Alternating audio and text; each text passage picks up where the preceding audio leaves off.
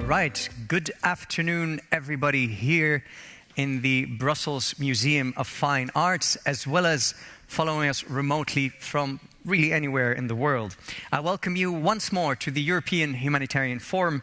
This high-level session will consider the humanitarian impact of climate and environmental crises. I'm welcoming you on behalf of the French presidency of the Council of the European Union and the European Commission DG ECHO. Some quick technical points before we move on. French and English interpretation are available at all times, both here in the room as well as online. Should you want to switch languages if you are an online participant, then look for the headset icon. If you are a remote speaker, then you need the globe icon. The event is recorded and will be publicly available afterwards at the EHF website. For remote speakers, we kindly invite you to switch on your camera at all times, if possible, but also do mute your microphone unless you are speaking, of course. My final request for the remote speakers is to rename yourself. Please write your country and organization first, followed by your name and title. Allow me to quickly introduce myself. My name is Ali El-Jaberi. I'm a professional moderator and studio presenter with Pro Moderation. I'm a former Europe correspondent for Associated Press TV, and I have some professional experience in the humanitarian field as well. It's a great pleasure to be with you, and I greatly look forward to learning from the panel as well as your input. Let me share the program of the session with you. We'll have some keynotes from the members of the panel, whom I'll introduce to you shortly, followed by a session of interaction with the audience both here and online. The focus of the session is as follows. Climate change causes and exacerbates humanitarian crises. Indeed, it is no exaggeration to consider climate change a key humanitarian concern. In this session, we will ask such questions as, how should humanitarian policy and practice adapt to climate change? How can we reduce the environmental footprint of humanitarian operations? And how can stakeholders achieve a comprehensive, collective effort to protect the communities that are most at risk? As said, we greatly value your input and interaction, and I'm sure that the Commission and other actors can learn from your expertise as well. To participate, we will allow you, not sure if you remember from pre-COVID times, we will allow you to raise your hand if you're in the room, and a microphone will get to you to make your comment. If you are online or you're here but still you prefer the online mode of interaction, please join us on Slido. Can the technical team please show the Slido slide containing the event code? You may visit slido.com, or if you want, scan the QR code and enter the event code to participate. That is #EHF-A490. I'll give you a moment to set yourself up, and then we'll do, let's keep the Slido slide there for a minute, if that's all right. Fantastic. So while you set yourself up, we'll be showing you this. And after you enter Slido, we'd like to warm up with some interaction. Here's the first practice question. Hand on heart, are you multitasking now? A, yes, I'm reading my email, guilty.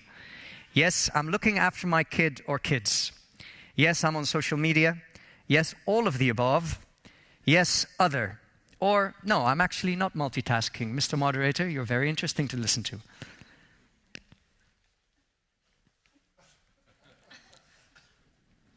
Let's give you a moment to collect a representative poll.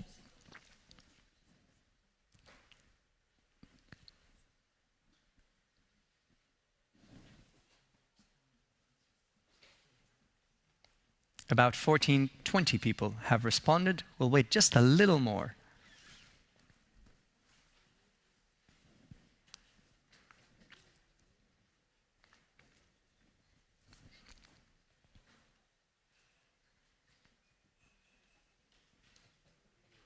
I personally feel that this is probably a representative sample. Yes, I'm reading my email. Nearly half of the people is doing that. Yes, other, I wonder what, 34%. And yes, all of the above, 10%, these are real multitasking champions. Our next warm-up question will generate a word cloud in 1 or 2 words, because otherwise the word cloud doesn't work. Which climate and environment-related phenomena are mostly impacting your work? At the risk of being suggestive, I can imagine that it's drought, deforestation, these things that can be described in 1 or 2 words. Please enter your answer now. I'll give you a second and be silent.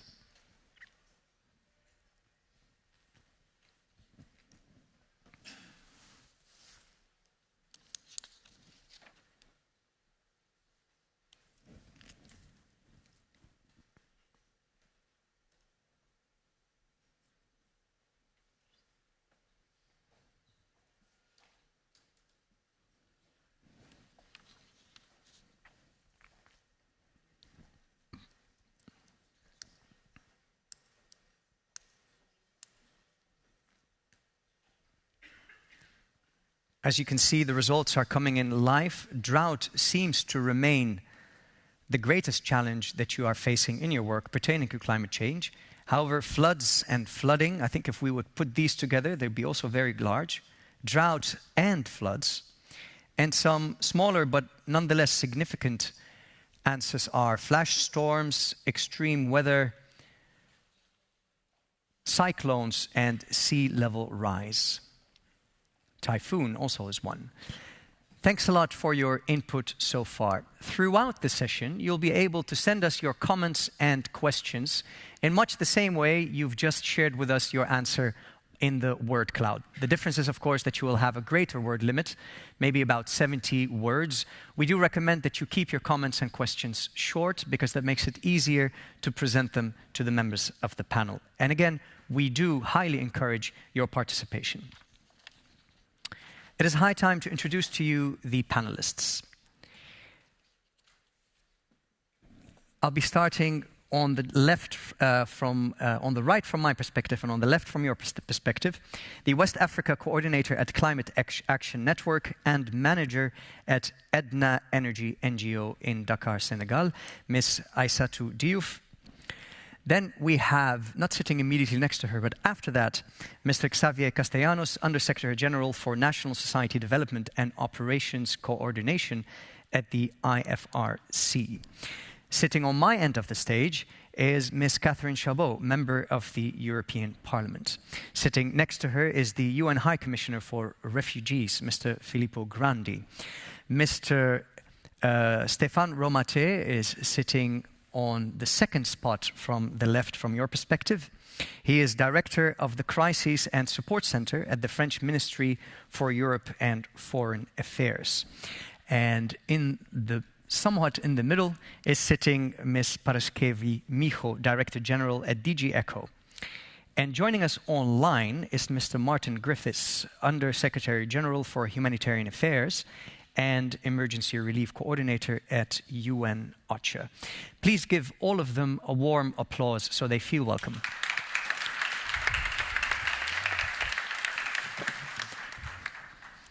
So let me join you at in the panel. The setup of this is for me to ask a brief question to each of the members of the panel, and they will respond in 5 minutes at most. I've gained a reputation for being strict on time, and this is, I assure you, only in the interest of maximizing the amount of time that we have for interaction. So I thank you very much for your cooperation and understanding.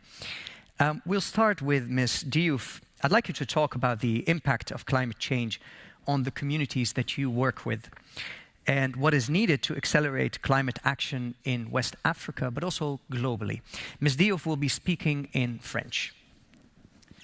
Bonjour à toutes et à tous. Je suis très honorée et très contente d'être avec vous aujourd'hui. Je viens d'un pays, le Sénégal, et d'une région, l'Afrique de l'Ouest, fortement impactée par le réchauffement climatique. L'Afrique de l'Ouest subit de plein fouet les impacts de ce réchauffement. Entre l'avancée de la désertification et la sécheresse d'une part, l'avancée de la mer et les inondations d'autre part, mais également l'érosion côtière, font que notre région, l'Afrique de l'Ouest, fait partie aujourd'hui des régions les plus menacées par la catastrophe humanitaire climatique de notre siècle. Affectées par le réchauffement climatique aujourd'hui, les personnes qui dépendent des ressources naturelles, nos communautés qui dépendent des ressources naturelles, sont appelées à se déplacer. On parle souvent de la migration internationale, mais on oublie que quand on parle de ma région, la migration, c'est de pays entre pays. Et cette migration s'est exacerbée ces dernières années à cause du réchauffement climatique. Déjà, dans les zones rurales, les jeunes quittent pour venir en ville, mais également nos communautés se déplacent de pays en pays parce que l'agriculture, par exemple, ne répond plus aux besoins de nos communautés. Tout cela met en exergue quelque chose que nous dénonçons au plus haut niveau, c'est l'injustice climatique. Aujourd'hui, ceux qui n'émettent pas beaucoup de gaz à effet de serre se trouvent les plus impactés par ce dérèglement climatique et ont très peu de moyens financiers et technologiques pour pouvoir y faire face. Les pays et les populations donc qui n'émettent pas, qui ne sont pas à la cause de ce réchauffement, en subissent les conséquences. Et dans ce tableau sombre que je dépeins, il y a également du positif qu'il faudra mettre en exergue. C'est qu'aujourd'hui, aussi bien la société civile impliquée dans la réponse humanitaire qui nous vient du Sud, mais également du Nord, prend en charge de plus en plus cette question du changement climatique dans son travail au quotidien. Que ce soit la société civile internationale, mais également la société civile locale qui travaille sur les enjeux humanitaires. Donc de plus en plus, il y a une synergie. On est tous conscients qu'il faudrait que la question climatique soit portée par toutes les organisations de la société civile, aussi bien environnementalistes que celles qui travaillent sur les questions humanitaires. Malheureusement, ce n'est pas suffisant. Cet effort que nous sommes en train de fournir doit être également porté au plus haut niveau, soit accompagné au plus haut niveau, aussi bien par les agences onusiennes, mais également par les bailleurs de fonds et les partenaires techniques et financiers. Il ne faudrait pas oublier que les impacts que je viens d'énumérer vont s'accentuer. C'est ce que le GIEC nous dit, c'est ce que les experts nous disent.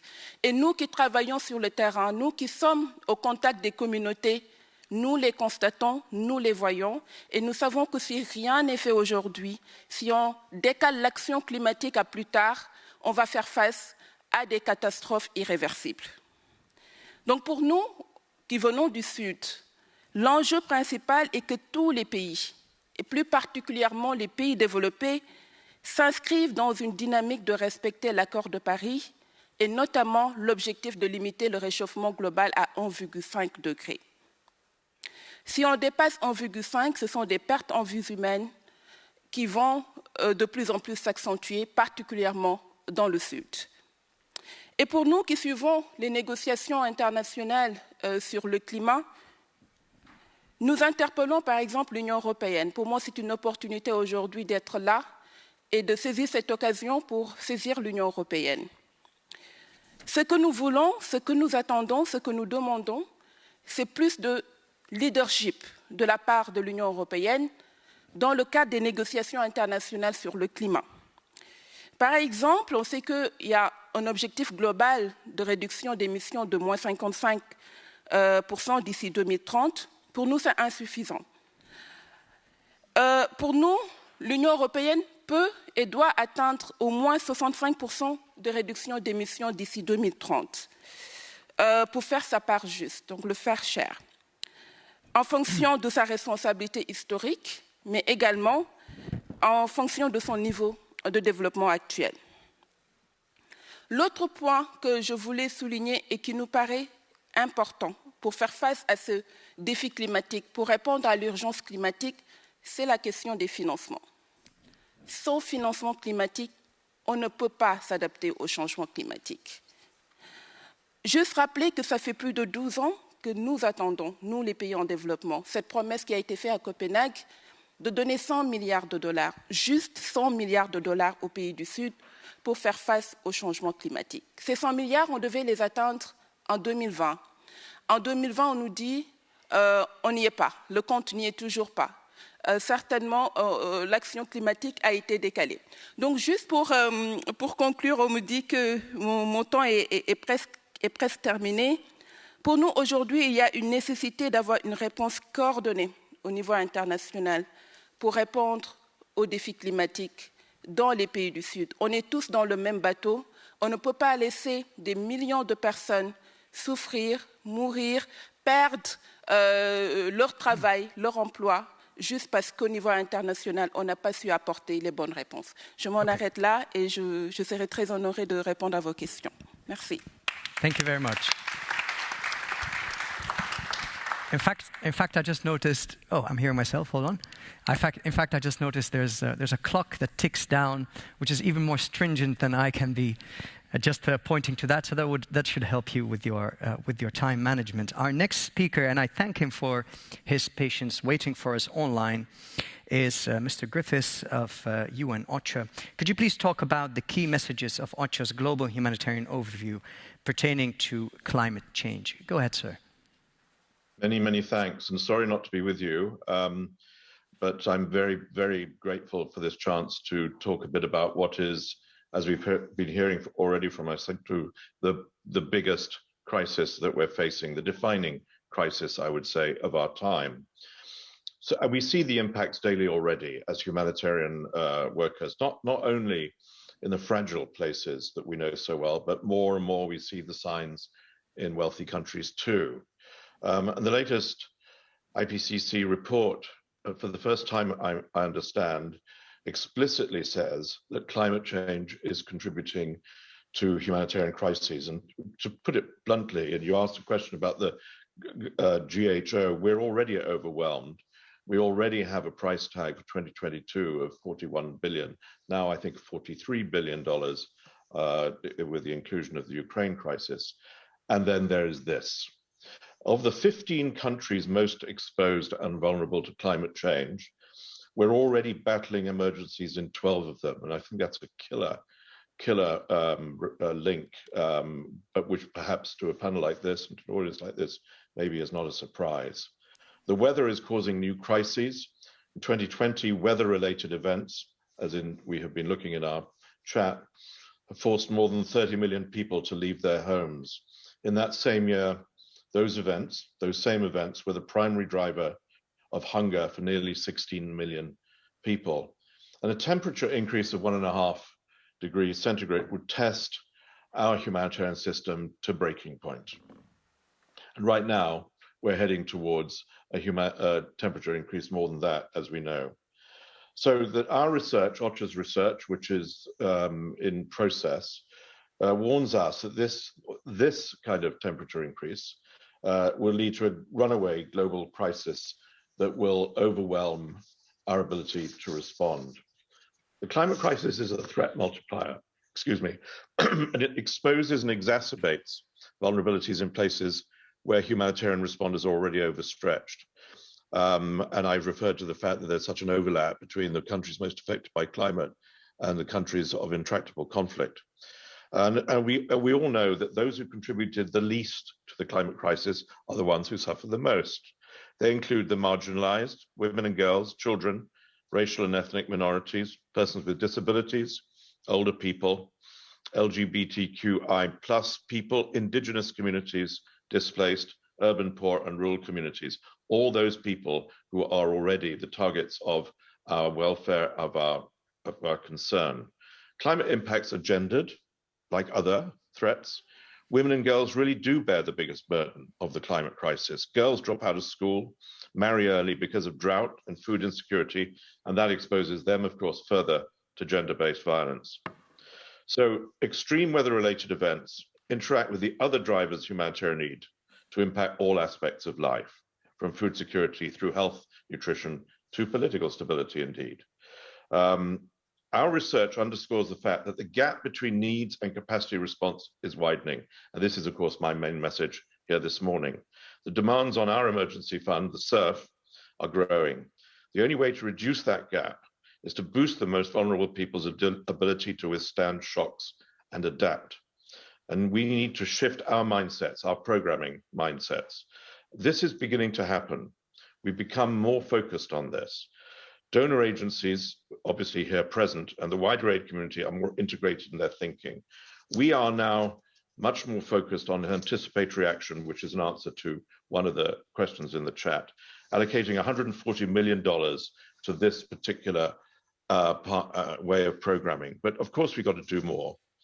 We've got to get better at taking a variety of anticipatory actions across a range of settings and more lasting and inclusive interactions with local governments, local communities. The accountability to affected people links up with anticipatory action in what should be a virtuous circle. And above all, we have a critical responsibility to look beyond emergency response and to focus on the uplift of communities. That's why that accountability to affected people is central to certainly the way I think many of us see our responsibilities. And finally, sir, we need adaptation financing for humanitarian action to help strengthen resilience, particularly in fragile contexts. So it's a remarkable agenda, and I'm very grateful for the organizers to bring this panel together. And as I close, dead on time. Thanks a lot.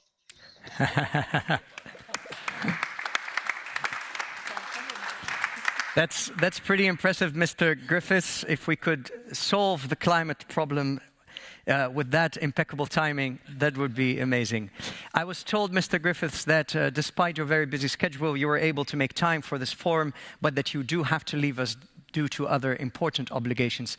So thanks more, and perhaps you can hear the applause coming from Brussels. Thank you so much. Thank you. Thank you very much indeed. Thank you. Our next speaker is Mr. Castellanos. Can I please ask you, of the IFRC, can I please ask you to talk about how humanitarian actors are addressing the climate crisis, and also touch on the opportunities that you see for anticipatory action in the next 5 minutes. Thank you. Thank you. Thank you very much, and thank you for inviting us to this important gathering. Let me start with the IPCC report, as was mentioned, that scientific evidence is clearly determined that this is a humanitarian crisis. The problem is that we will use this word over and over again without putting the real meaning. What is a humanitarian crisis means is that we have children, that we have boys, girls, women, men, elder people, people with disabilities that are confronting the crisis, different types of crisis that comes from humanitarian issues. So when we talk about climate as an issue, also we have to put ourselves as fathers, mothers, grandfathers, because the children will be the ones that will be the ones that are suffering what we are identifying in that report. So my first message is we need to humanize, when we are talking about the IPCC report, what is behind. And if we are capable to humanize, then we can open up different perspectives. So sometimes it's important to start with my family, the ones that are close to my family, the ones that live in my neighborhood, the ones that live in my city or in my community, in my country, in the globe. This is the only planet that we have. And when we talk about humanitarian crisis, is in this planet the opportunity that we have for change. Now, the second point that I want to mention is the responsibility of humanitarian organizations. Together with IFRC co-lead what we call the Climate Environmental Charter. And the main objective of the Climate Environmental Charter was for humanitarian organizations to say, we have to assume the responsibility to respond, to reduce our impact in the footprint. And we have to demonstrate it in a way that we can walk the talk. In that sense, we have over 220 signatories And for our great surprise, governments such as the Swiss government, the Norwegian government, the US government, support the climate charter. And this is something important because it gives a message in terms of the importance that also for humanitarian organizations this means. And for the IFRC, the way we put it, our responsibility is to say, if we want to do something, it has to be people-centered. We want to reach to 53 million people in a way that we can, in the next coming years, with the case for support on climate change, we can really work in 80 countries around the globe in order to make a difference in what we want to achieve. But by 2025, we have made a commitment as a network of 192 national Red Cross, Red Crescent societies of the world, that we must reach to 250 million people. Now, the third point that I want to mention about anticipatory action. Right now, when we talk about anticipatory action, we have heard in different events already about the value and the importance of anticipatory action. Martin has already referred to. In our case, our goal is to reach to 80 countries around the world. Right now, we are with 38 countries in anticipatory action. But to achieve what we want to achieve in anticipatory action, we need to strengthen the end-to-end people-centered early warning systems, ensuring that the early warning system is capable to transform the connections between the local level to the local governments and national governments. The other is the importance of partnership. If we want to reach to a great amount of people, we need to build on partnership. One example is what we do with the RIP. The other example is when the Anticipation Hub, where we bring different forums, platforms, individuals, communities around a particular topic that tries to set up the difference in terms of what we can do different to save lives and also to improve the living conditions of people. So I will stop there. My 5 minutes, I think, are gone now. Thank you very much.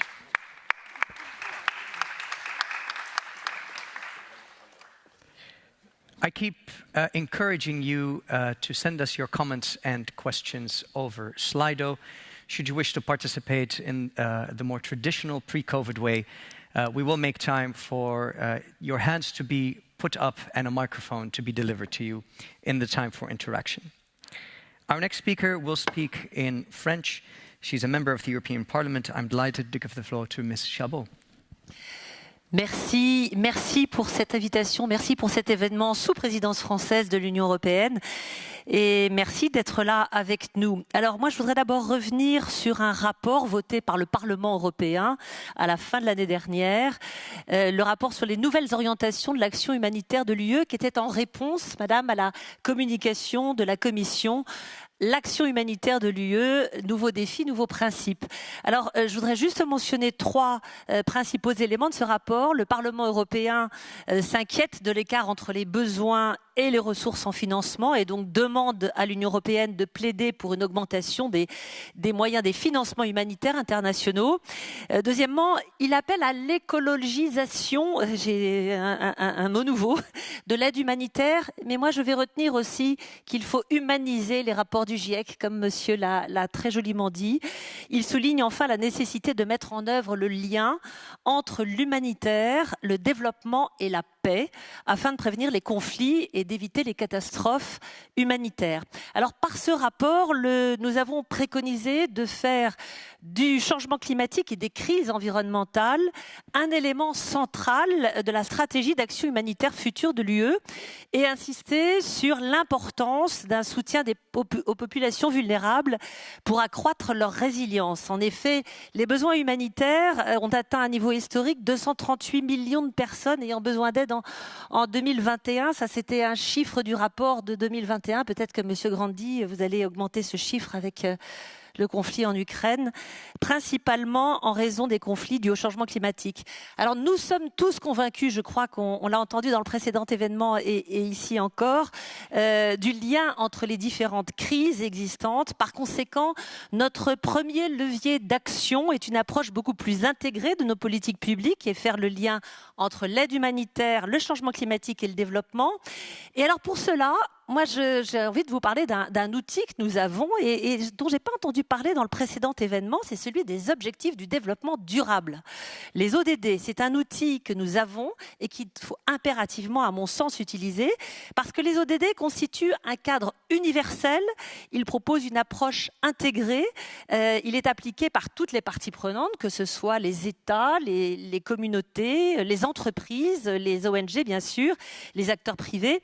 Et donc, au Parlement européen, nous avons créé un intergroupe, une alliance pour les objectifs du développement durable, un groupe informel de 26 députés qui est présidé par mon collègue Barry Andrews, afin donc de renforcer l'intégration des objectifs du développement durable dans les politiques publiques. Je pense que c'est vraiment un outil dont on doit beaucoup plus utiliser et dans une approche intégrée des ODD, et nous préparons du reste au Parlement européen un rapport en ce sens. Alors, cette vision transversale peut être illustrée à travers plusieurs sujets sur lesquels je travaille. J'essaie de donner de la visibilité au Parlement européen. Alors, le premier, ce sont les spécificités des régions littorales et insulaires. Vous savez que face au changement climatique, on dit qu'en 2050, 80% de la population qui va vivre, d'abord, il y a une question démographique, dans la frange des 100 km de littoral, qui sont aux premières loges des impacts du changement climatique et qui sont aussi le réceptacle de toutes les pollutions, que ce soit par les déchets ou les pollutions diffuses. Il va donc falloir qu'elles s'adaptent, il va falloir également qu'elles développent des stratégies pour anticiper, et alors que leur développement économique est lié à la mer. Je voudrais vous donner l'exemple des mangroves, que connaît certainement bien notre amie sénégalaise. Les mangroves, c'est le plus important écosystème en termes de captation de CO2. Il fait vivre les communautés de pêcheurs, d'aquaculteurs. Il permet le développement aussi du tourisme. Et les populations locales doivent coopérer pour à la fois préserver cet écosystème qui est très menacé. Et beaucoup de femmes, moi je me suis rendue au Sénégal récemment, et les femmes et les jeunes travaillent beaucoup à sa préservation. Le deuxième sujet, c'est quand ces territoires subissent les phénomènes météorologiques extrêmes, dont l'IPCC, le GIEC, a encore dit qu'ils seraient plus violents, plus fréquents, eh bien la réponse que l'Union européenne apporte souvent ne tient pas suffisamment compte du développement et de la mise en œuvre du Green Deal. Je veux dire par là que j'ai été à l'île de Saint-Martin, moi, juste 1 an et demi après le cyclone Irma. L'Union européenne avait apporté de l'aide, mais on avait reconstruit à l'identique, au lieu de peut-être profiter de la reconstruction pour changer de modèle. Je voudrais dire un mot aussi de la Grande Muraille Verte, qui est un autre sujet qui incarne pour moi les objectifs du développement durable. C'est un projet qui est formidable parce qu'à la fois il répond à la lutte contre la désertification, il peut faire vivre les communautés, il peut aussi répondre aux déplacés climatiques. Et enfin, justement, sur le sujet des déplacés climatiques, un mot, on dit que 200 millions de personnes seront amenées à se déplacer en 2050, mais peut-être que vous en parlerez. Moi, je pense que l'Union européenne doit impérativement s'emparer de ce sujet-là pour travailler, je sais que c'est un sujet global, mais pour travailler à une définition commune, peut-être aussi pour travailler à un statut reconnu par tous. Voilà, je vous remercie.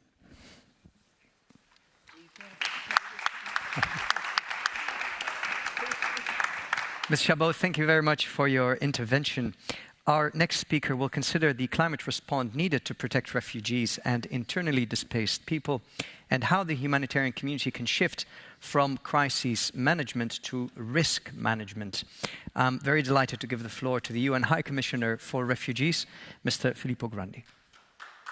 Thank you. That's a very shy applause. We can do better. Thank you very much. Actually, it's interesting, the last point of Catherine Chabot is quite almost a provocative point. The status or the definitions. So maybe instead of responding to that, highlight that the relationship between climate change and displacement, which the IPCC report abundantly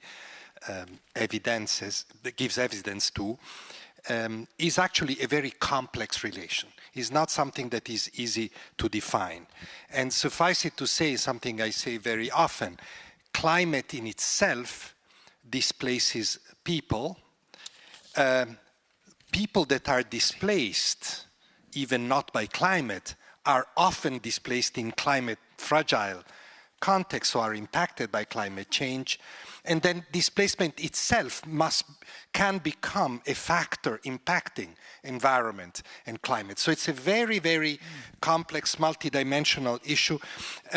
Of the 84 million refugees and displaced that my organization deals with, 80% are coming from or going to climate fragile context. So this it describes the context. Of course, the solutions to all this go far beyond the humanitarian. You have to reduce carbon emission to address that. But I think humanitarians, because of this, have an important role in mitigating the impact and even preventing. A few words on that. But still on complexity. Climate displacement, I don't use the word climate refugees, but I do recognize that people that are displaced by this multitude of factors may face what we would call protection issues, protection problems. Very often because climate intertwines with conflicts. When resources become scarce in poor communities, social cohesion collapses, and you see conflict. And we heard from Isa too, this is what characterizes a lot of the situations in West Africa, in the Sahel, in the Horn, and in other places. Often with chain reactions that then have an impact on development.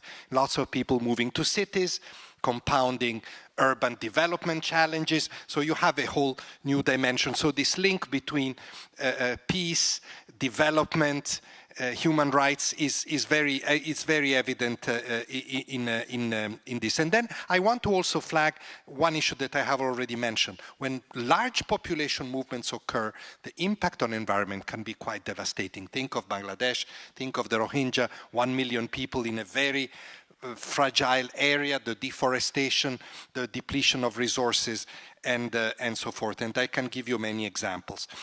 For this reason, an organization like mine and many others are now having climate at the heart of their response strategies.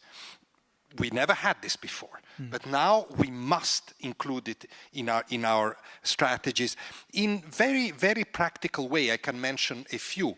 For example, investing in sustainable energy in situations of displacement, or seeking innovative solutions for some of the relief that we're bringing to displaced populations, or developing innovative finance mechanisms that involve the private sector and not just governments to respond to these challenges. And very important, and linking to what we heard from the Federation, investing in volunteers. In Bangladesh, for example, to respond to the Rohingya crisis, we have invested hugely in the ability of volunteers to prevent landslides, flooding, all the combined impact of climate change and large displaced population movements. But it was the volunteers who helped us avoid many of the disasters. And finally, just to say, your question was also about risk management. Displacement is skyrocketing. I think the figure of 84 million is now vastly outdated by the Ukrainian influx. We're probably well over 90 million by now. This is a figure that has doubled in 10 years. Climate is a multiplier of these figures. There's no question about that. And this is why prevention is key. This is why we're involved. We've spoken about this many times in projects in the Sahel, for example, predictive analytics, making data available, data and climate-related, meteorological-related data, but also social and economic data available to communities and adding that up to their know-how on how to deal with these matters at the grassroots level is, these are interesting directions that we're exploring. I just want to conclude by saying that I think I would be remiss if I did not say that the European Union has a leadership role to play in these responses. And I'm very glad that you chose, despite all the other challenges, that you chose to stick to climate as an important direction, an important theme in this forum, because the European Union, we expect it to lead, and I think it has the resources and the leadership capacity that we all require to face these challenges. Thank you.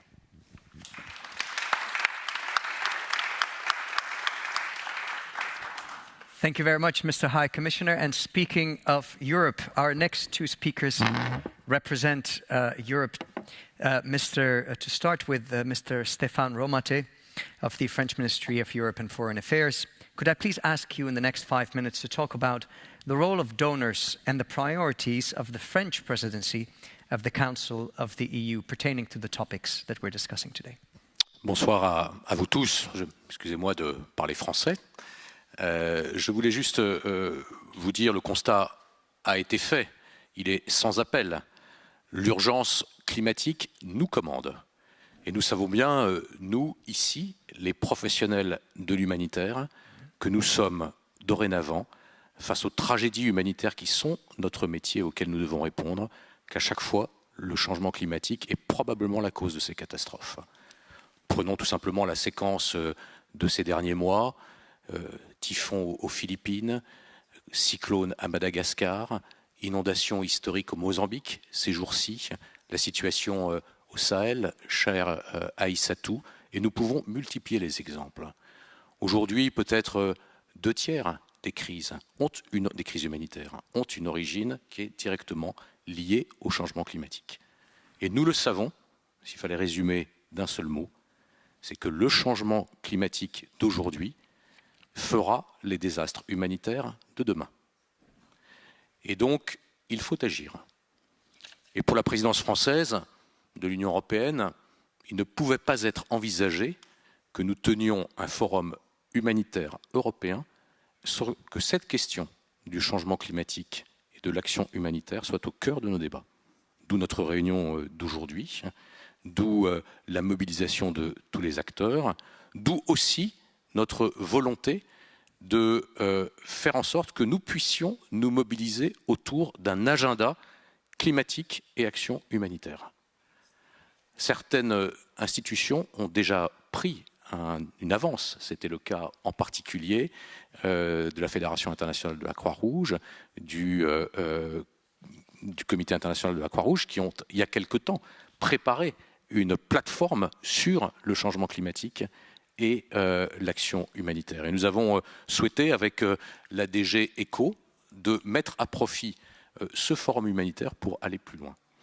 Et nous avons donc pensé que ce forum devait déboucher sur l'adoption d'une déclaration, première déclaration des États, des partenaires de l'action humanitaire, autour de cette question centrale de l'action humanitaire et du changement climatique.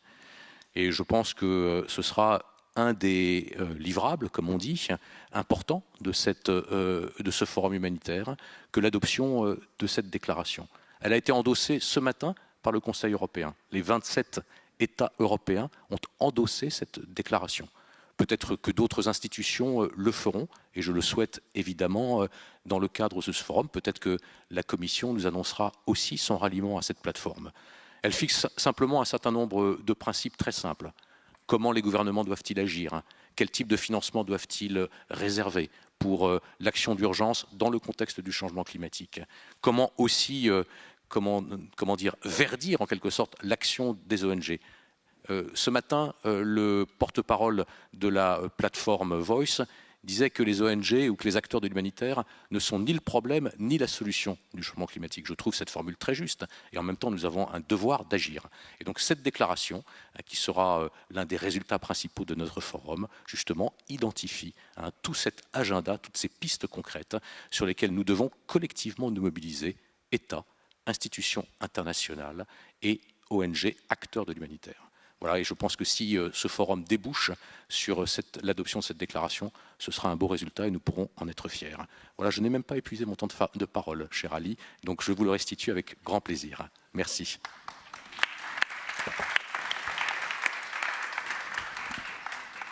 Brilliant. Thank you so much, Mr. Romate. Our last but not least of the speakers is Ms. Micho, Director General at DG ECHO. She will talk about the role of the European Humanitarian Forum in accelerating climate action and also talk about the priorities of the Commission in climate risk management. Thank you, Ali. Well, everything has been said, actually.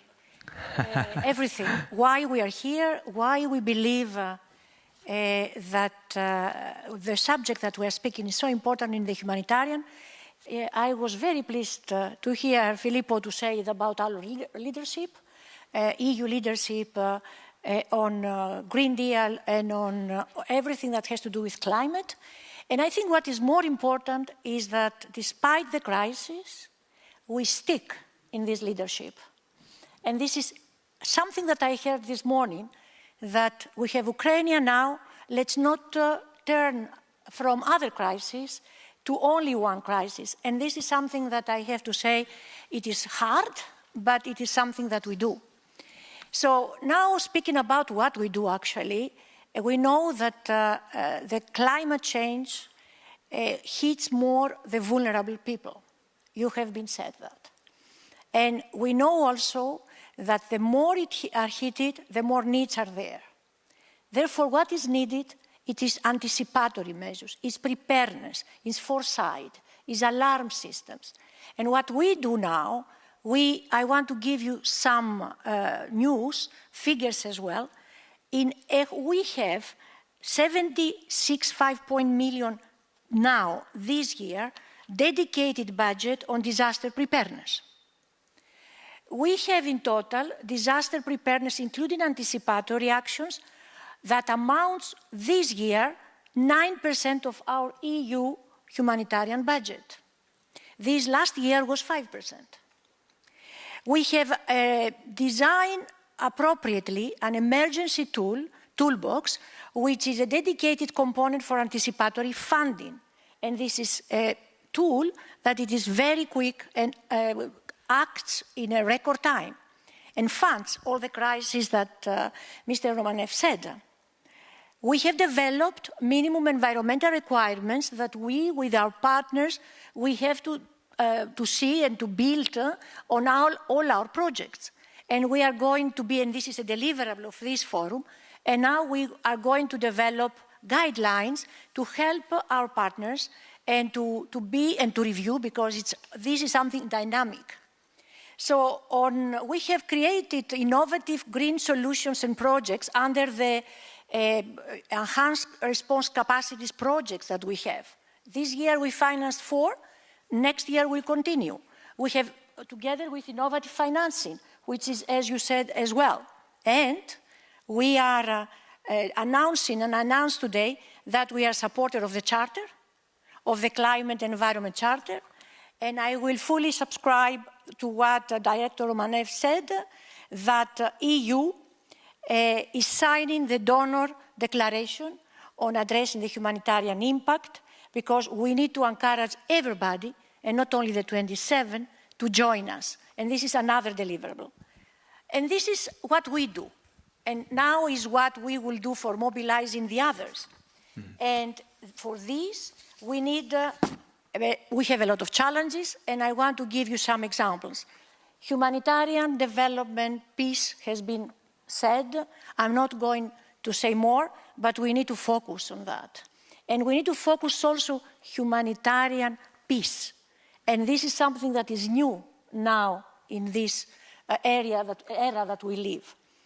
And we have also an ambitious, at EU level, overarching target to allocate 35% of the Neighborhood Development International Cooperation Instrument, the Global Europe. I will spread how it's called in the Antici, if you have heard about, for a period of 21-27. So within this instrument, the EU supports disaster risk reduction and climate change adaptation efforts. This investment can and should support humanitarian actors in implementing anticipatory action in particular fragile and conflict-affected areas. Thank you.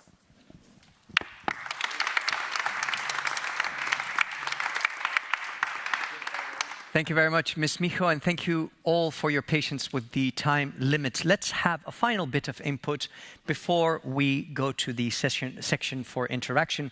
And this will be a video sharing with us some voices from the field. The video is a few minutes and will be played now.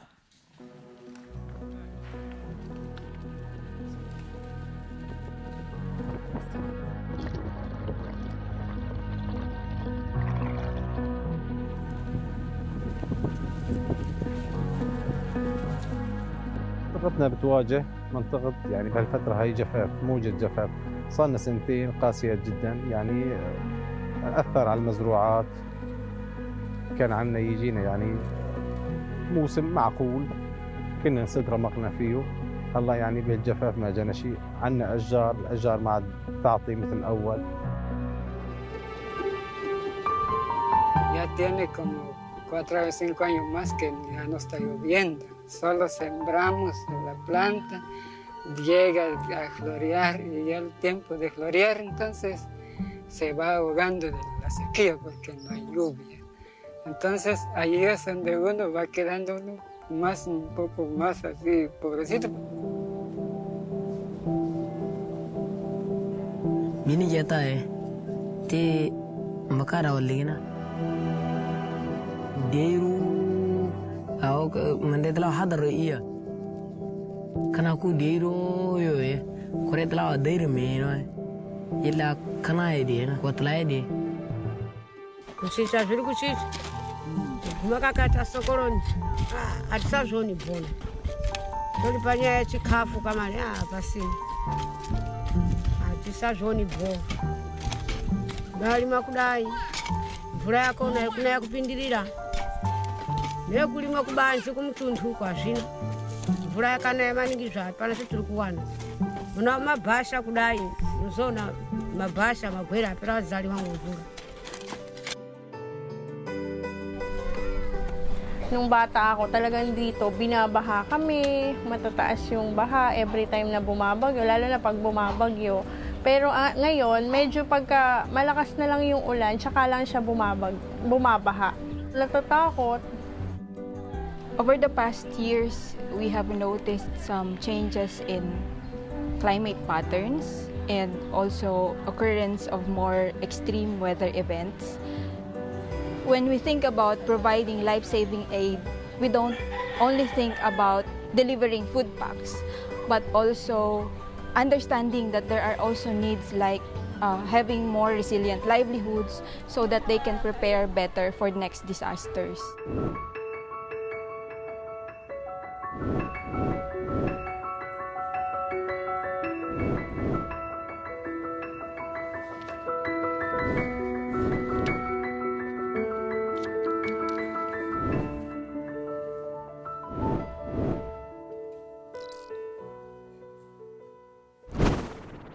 It's always sobering and very educating to hear, indeed, voices from the field, those who are affected and working on the ground.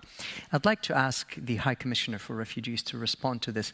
What triggered me is the following. We're, of course, very happy that the dire situation in Ukraine is receiving such great exposure. In a sense, that makes your job a little easier, perhaps.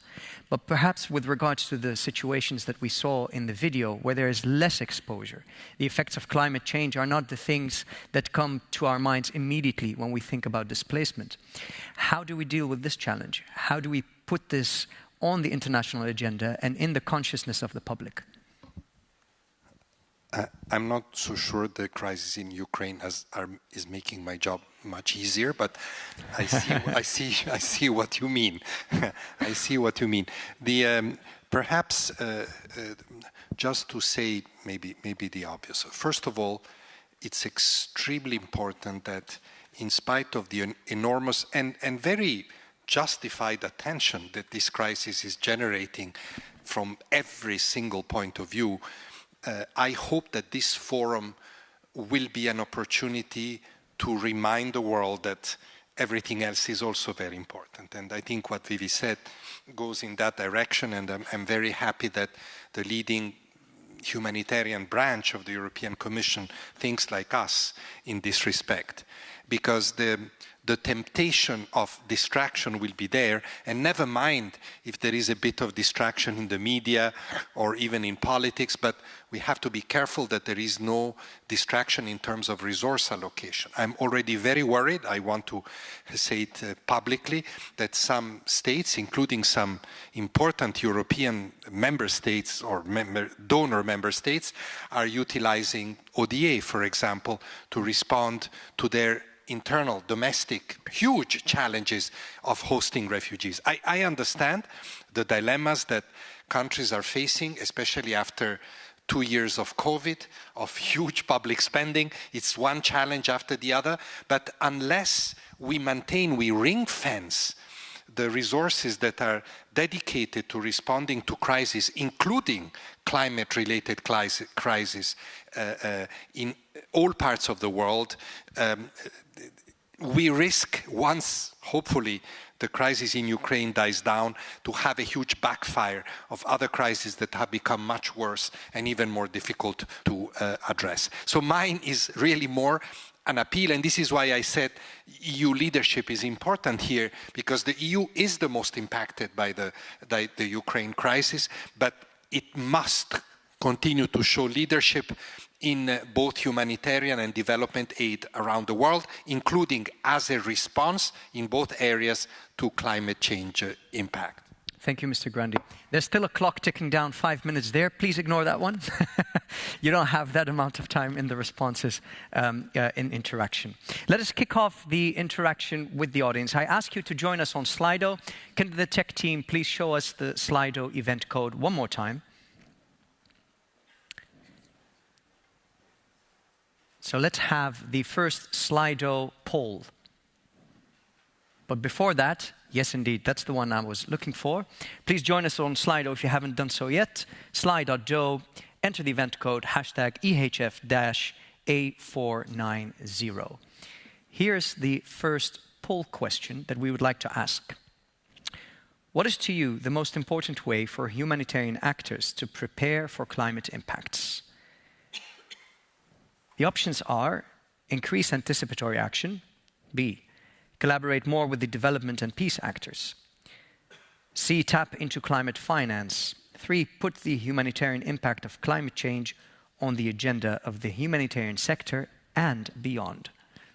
I'll give you a moment to make up your mind and pick an option. Then I'll return to the panel and see what they think of this question.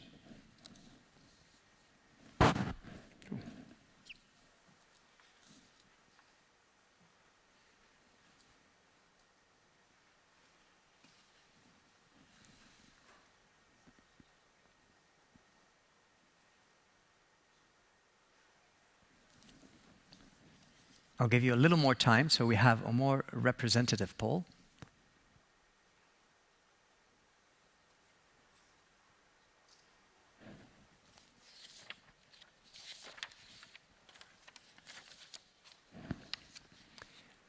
It seems there is a majority for the increase of anticipatory action, and I'm not surprised at all. And the second coming in is putting the humanitarian impact of climate change on the agenda beyond the humanitarian sector, not just the humanitarian sector. Who wishes to respond to this or give us your thoughts in the panel? And very brief. Ms. Micho. Can I say that one without the other will not work? Huh? Of course.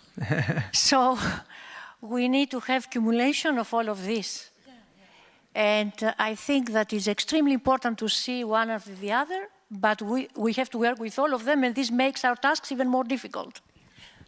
Yeah, I wanted to say the same, because if you have to choose between, you still put things in silos. And we have to go out of the silos if we want an integrated approach. Brilliant. So my piano teacher made me play things wrongly, and then he would say, you will reach the right answer when you play the wrong answer. Thank you so much for your response. Let's have an open question now on Slido. There it is.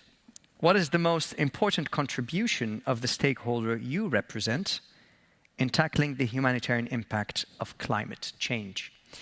And you can give us your comments freely in this one. One sentence or two sentences would be enough. Please go ahead now. I'll give you a moment to collect your thoughts and write them down.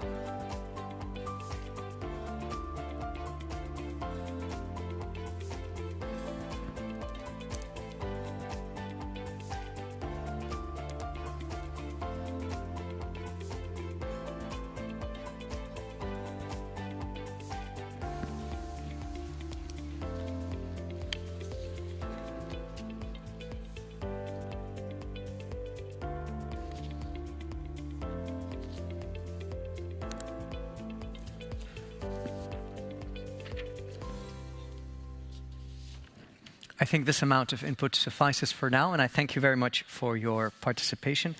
I'll pick out just a few of the things that I saw, and one that triggered my interest is local-led initiatives. I'd like to talk to Ms. Diouf. Can you tell us how in your work you try to involve the communities? And please try to keep your answer to a one-minute limit. Nous plaçons les communautés au centre de notre action. La plupart du temps, les réponses qui sont apportées pour répondre au changement climatique au niveau local ne prennent pas en compte les connaissances endogènes portées par ces communautés et adaptées aux réalités de ces communautés. Nous, ce que nous essayons de faire, c'est de valoriser ces connaissances et de placer ces communautés au cœur de notre action. Donc de les accompagner, mais de ne pas juste venir et imposer des solutions qui ne sont pas adaptées aux réalités locales. Les communautés ont des connaissances qu'elles utilisent de génération en génération. Ce qu'il faut aujourd'hui, c'est de les accompagner à pouvoir mixer ces connaissances locales aux connaissances scientifiques d'aujourd'hui et pour leur permettre de renforcer leur résilience. Notre travail également, c'est d'appeler la communauté internationale, parce qu'on a beaucoup parlé de financement pour les communautés, mais les financements arrivent au niveau national. Il faudrait avoir des stratégies pour pouvoir décentraliser ces financements climatiques, pour pouvoir atteindre les communautés les plus affectées et les plus impactées par le changement climatique. Donc, et dans ce cadre-là, il faudra énormément travailler par les collectivités territoriales qui constituent la porte d'entrée de la lutte contre le changement climatique, donc la porte d'entrée de l'action climatique au niveau local, donc valoriser les connaissances locales, mieux impliquer les collectivités territoriales et faire en sorte que la décentralisation des financements climatiques soit une réalité.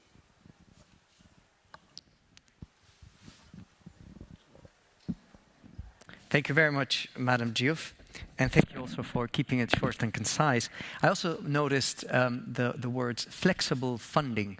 Now, funding requires a lot of regulation, many rules, understandably so. It's about billions and billions of money. So how do we achieve flexible funding? How do we go about that? Could I ask your response, perhaps, Mr. Romate? Well, I think I will pass the baton to Vivi, because no, she's the financer, you know. We are only begging to echo all the time, and I'm sure that Vivi has all the recipes to have a good and flexible financing. Huh? Ms. Micho. Well, thank you. I thought that you would say something.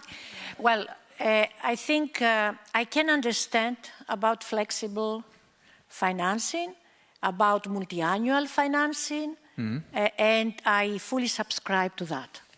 At the same time, I'm fully subscribe that when I deliver as authorizing officer my yearly budget, that I have to show accountability myself and have to spend, as we have to spend, the taxpayers' money in a very good way. So, however, this does not mean that we don't do flexible financing, and this that we don't work multi-annual financing. We have the grand bargain, we are working on that, and we are committed. But I have to tell you that I have recently made some statistics. I can give to Filippo, because Filippo is asking all the time to be flexible and multi-year, that 62% of contracts that ECHO does is more than 1 year. So just to say that it's a myth that we do not permit to have more years, more flexibility. And with that to say that we all work, we try to make as much as possible flexibility and multi-year for one reason, because there is a need of predictability from our side, but also predictability for our partners. So we need to find ways, binding or not binding, to make sure that what we commit and what our partners will commit is in a way in the year, multi-year, in order to make sure that they can work with not so much burden as they should work, but at the same time, we have quite a lot of safeguards, and we're working with the colleagues and the partners, safeguards to make sure that this is what we do is in a good way advancing and save us also for the European Court of Auditors, the European Parliament, and also from my internal auditors. The High Commissioner. Yes, I feel I am called into question here, but I agree with Vivi. I just wanted to say, first of all, I think it's important that flexible funding appeared in that list, because any emergency requires flexible funding to be responded to, and the complexity of the emergencies that we are facing today, from Ukraine to climate-related emergencies, require flexible funding. And I really appreciate the efforts that the Commission is making to try to be as flexible as possible. And if I may make a little remark, Member States have to cooperate too, because the rules that the Commission applies are rules that are agreed by the Member States. So I think that perhaps this is a discussion to be had in Europe on flexible funding, not just between the Commission and its partners. We discuss all the time this issue, but also Member States that fund the Commission. I think it's a very important appeal that we should make from here when faced with the extreme complexity of these emergencies. Okay, brilliant. Let's turn to the room. Who would like to ask a question or make a comment? Raise your hand, please. Don't hide behind the Slido. There is one there. Please pass the microphone. Could you please introduce yourself?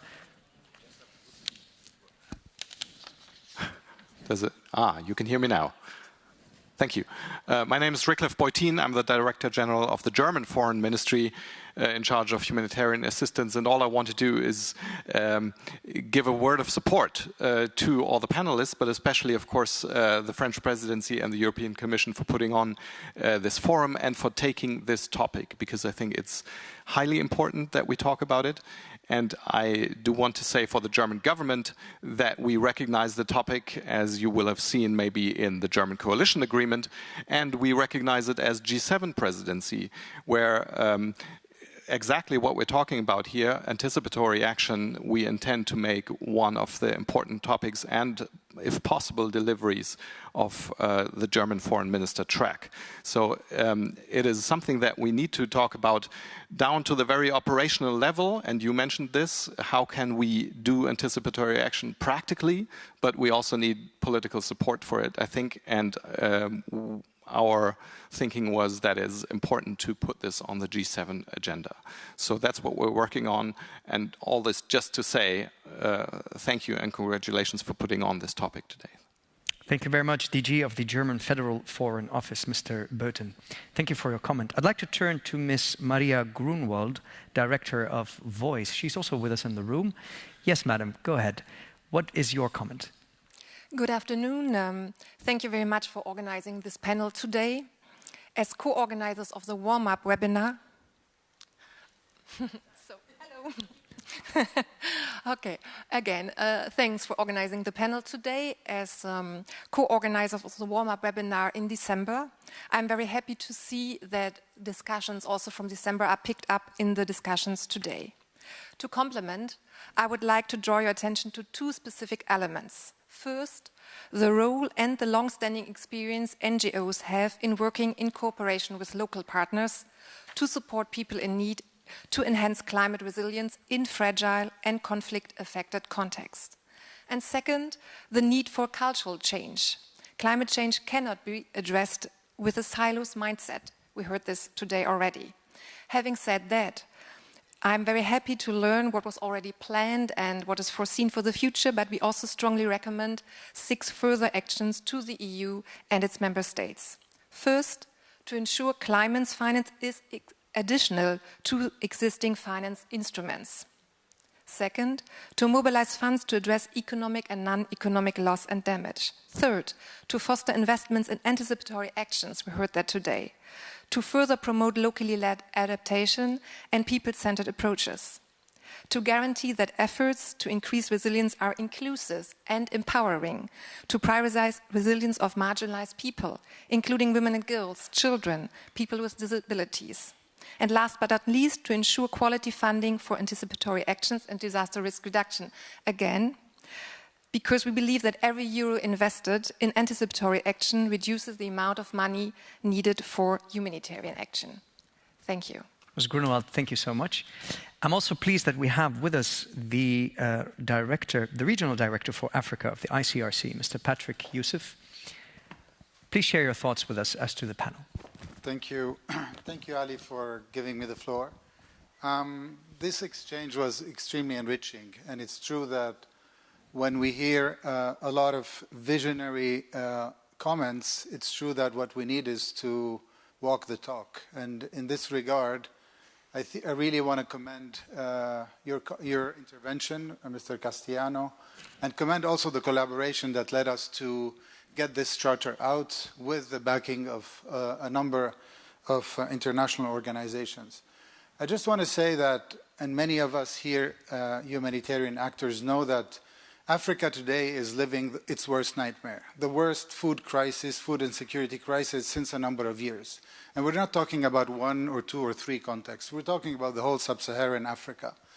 And I think this is, I mean, speaking of deeds, this is not only the worst, but also a symbol of failures of many systems around the world. One, food prices, markets, the post-COVID, but also a lack of climate adaptation, climate financing, a lot of underlying reasons that only put food and nutrition as the tip of the iceberg. And in that regard, as we all know, working for the ICRC, it's also our duty to alert states and actors on the need not only to respond to humanitarian imperatives, but also to look at the combined effects of climate and conflicts as well. Commissioner Grandi reminded us that the recent IPCC report qualifies the relationship between climate change and armed conflict as very complex. And it's true that there are no links of causality today between armed conflicts and climate, but in places such as the Central African Republic or Mali, with the absence of states, with the absence of any forms of social safety nets, we see an increased number of intercommunal violence. In many countries, more people are killed because of that than the armed conflicts. Okay. And simply put, we see more people because of climate hazards and armed theaters being swallowed away by armed groups and Mother Nature. We see more people living on less land, and that's a reality. And you mentioned it, when you have more people displaced, you have less agriculture outputs and basically low development. So Ali, you asked what can we do on our own footprint, and Ms. Chabot as well has mentioned it. I think we're proud to say that we recently launched a climate and environment transition fund, and it's true. and in your words, Vivi, that we need new financing mechanisms, we need to be innovative in this approach. But it's true that humanitarian actors alone cannot address these growing risks. And in fact, if we are serious about tackling the food insecurity crisis that we have in front of us today, it's true that the imperative tells us we need to bring food, aid, and nutrition. But I think if we are responsible enough so that we don't come in the next 5 to 10 years and repeat the same constat that we have today, that we need to have a very open engagement with our partners of the African Union, which AU has its theme of the year around food security. We need to have development actors around the table, the European Commission, the European Union, but also those who can really make a huge difference in people's lives. Ahead of COP27, I hope we can come united and speak, as Aissatou has mentioned, about decentralizing funding and making sure we don't repeat the same mistakes that lead us to dispense a lot of money and only respond to the food security crisis as we see it in front of us. So a combination of elements should be taken into account, in my belief, in order to tackle the ongoing crisis. So I'm just providing a concrete example of how we can move forward in 2022 in a crisis that will eat off a lot of our resources, those that Ukraine and Afghanistan and others and Ethiopia have unfortunately also eroded our capacity to tackle more emergencies. Thank you. Thank you very much for those comments. I'll take 2 responses from the panel with regards to what we've heard from the room. Who wishes to speak? Yes, Madam Chabot, go ahead. Yeah, it's not really an answer to what have been said, but nobody has talked about biodiversity. Mm-hmm. Oui, nous parlons aujourd'hui de excusez-moi, je vais poursuivre en français, de l'impact humanitaire du changement climatique et des crises environnementales, mais il y a un lien, il y a un nexus climat, biodiversité, et je pense qu'en termes d'impact sur les population, bien évidemment, le changement climatique a un impact sur la perte de biodiversité, etc. Enfin, je pense qu'on n'en a pas parlé.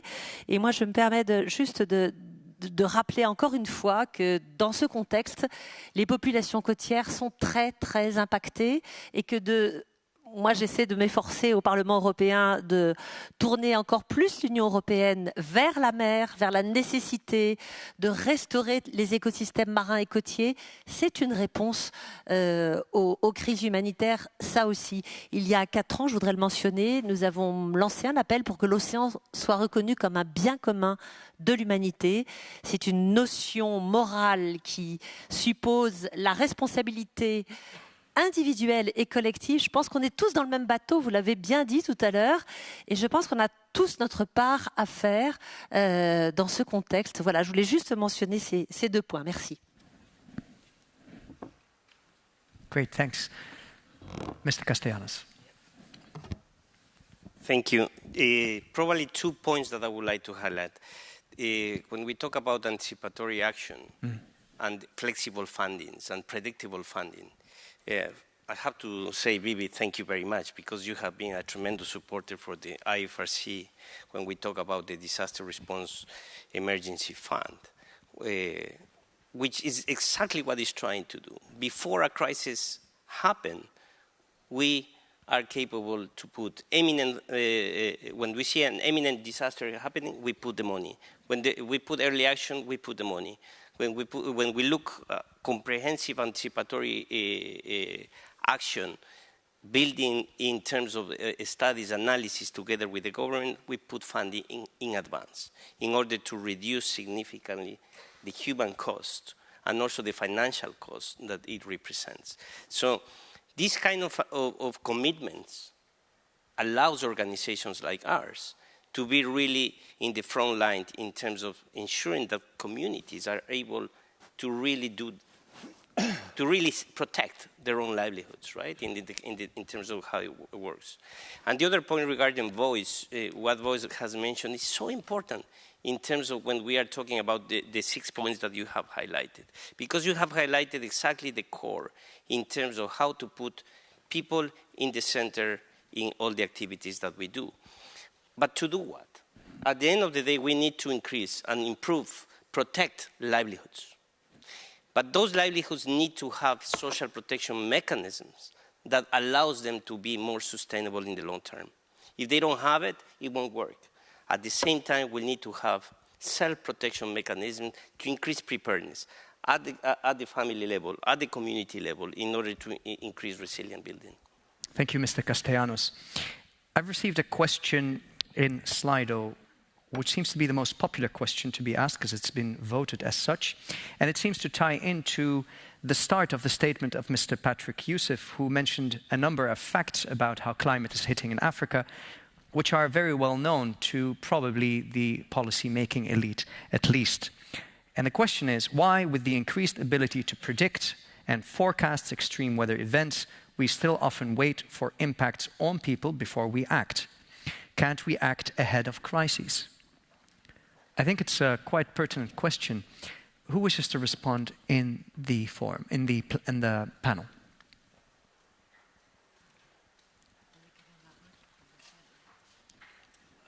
Who has the courage to respond? I just want to mention that when you go at sea, a sailor have to...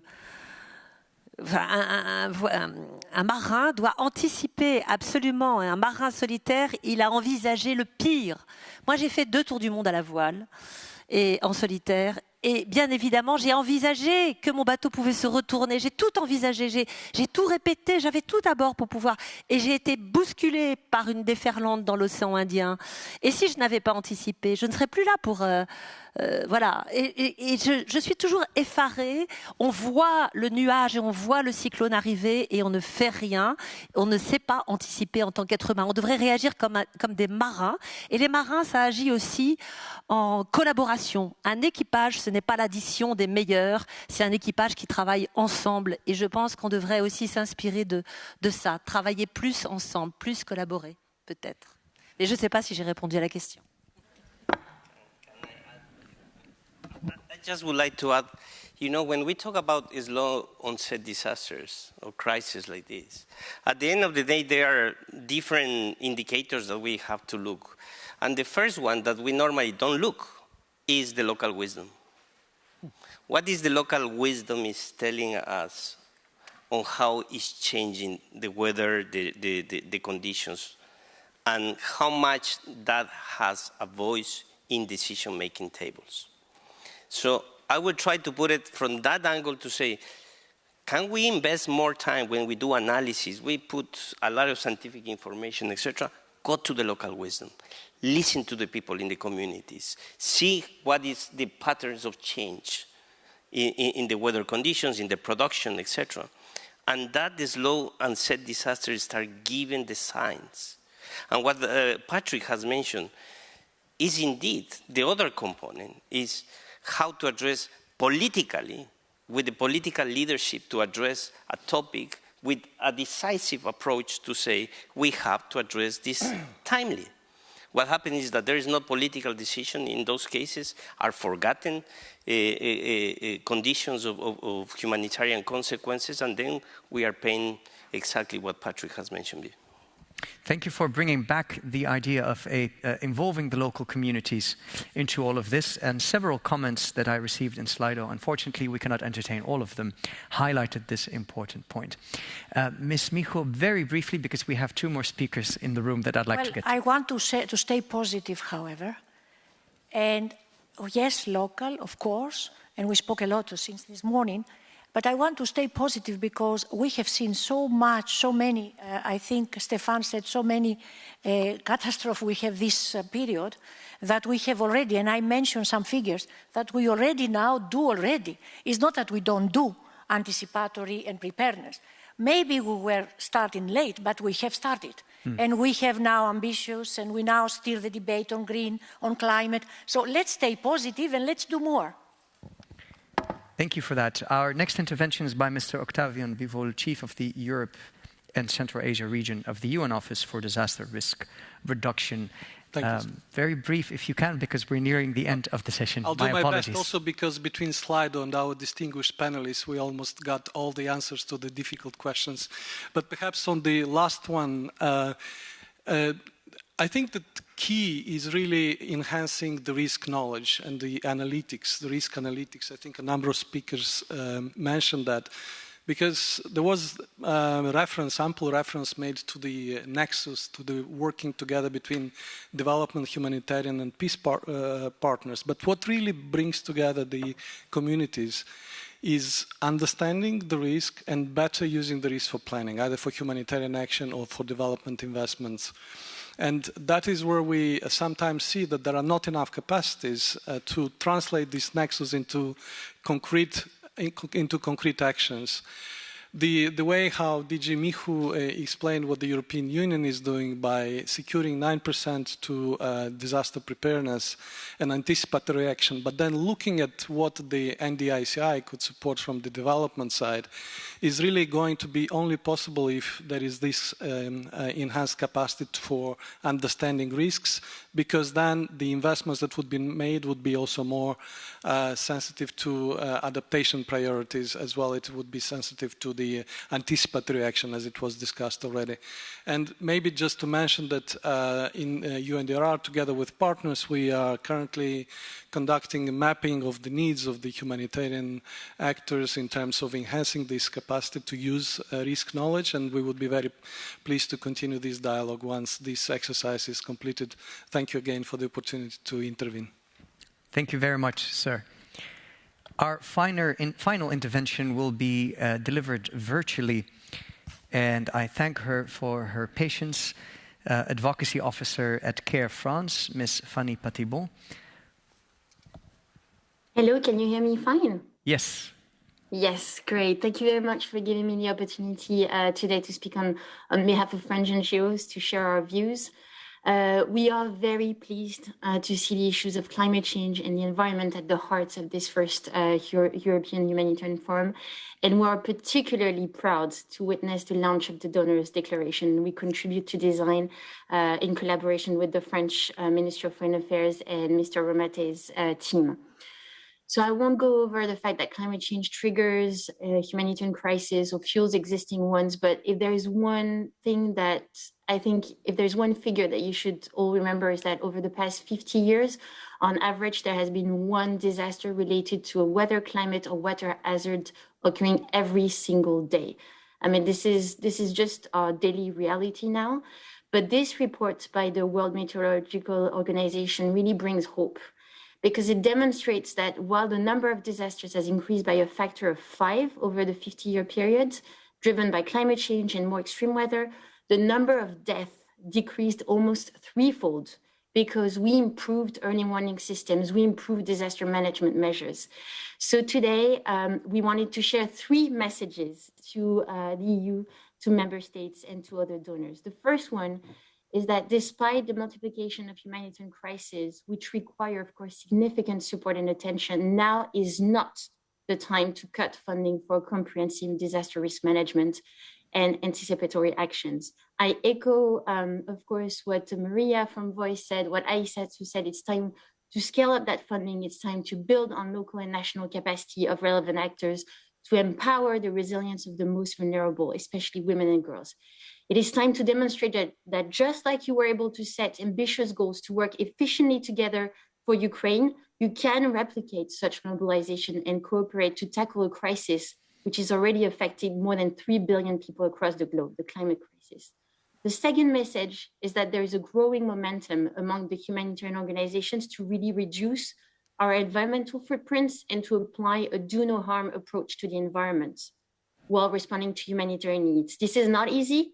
It requires building technical expertise within our organization to integrate this dimension in project planning from the get-go, working with providers of goods and services who apply higher environmental standards and adjust the way we operate. So we really call on donors to support us technically, but also financially in this critical transition.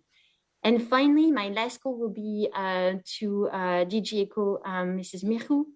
We call on the European Commission to organize an annual check-in, sort of stock-taking exercise for the donors and other humanitarian actors who will be signing the declaration to take stock of progress, brainstorm on what are the obstacles that donors are facing and how they could overcome. And of course, we strongly encourage you to associate civil society to this discussion. Okay.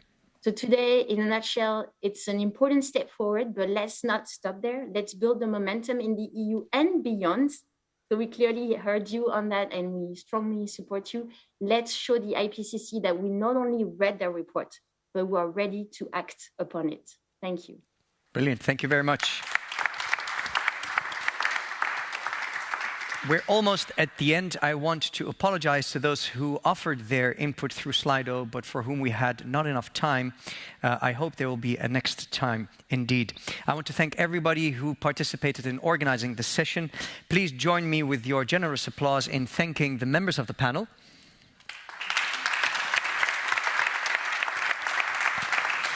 I thank DG ECHO for the collaboration on behalf of myself and Pro Moderation, and I thank all of you for your participation. Have a brilliant evening, and till next time. I want to also applaud for the moderator. Okay, thank you. Thank you very much.